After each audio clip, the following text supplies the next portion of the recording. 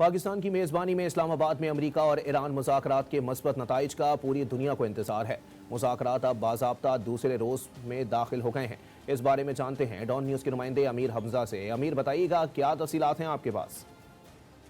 جی بالکل، پاکستان کے دارالحکومت اسلام آباد میں ایران امریکہ مذاکرات باقاعدہ طور پر دوسرے روز میں داخل ہو چکے ہیں۔ تاہم ذرائع کا یہ کہنا ہے کہ مذاکرات کا پہلا دور مکمل کر لیا گیا ہے، جب ایرانی وفد اور امریکن وفد نے الگ الگ وزیر اعظم پاکستان شہباز شریف سے ملاقات کی۔ اس کے بعد دونوں فریقین کی باہمی ملاقات بھی کروائی گئی۔ ذرائع کا یہ دعویٰ ہے کہ مذاکرات کا پہلا دور مکمل کر لیا گیا ہے اور اب بریک کے بعد مذاکرات کا باقاعدہ طور پر دوسرا دور شروع کیا جائے گا۔ تاہم جو ایرانی وفد کی قیادت ہے وہ ایران کے اسپیکر مجلس شورا باقر کالیباف کر رہے ہیں، اور اس کے ساتھ ساتھ امریکن وفد کی قیادت امریکہ کے نائب صدر جے ڈی وینس کر رہے ہیں۔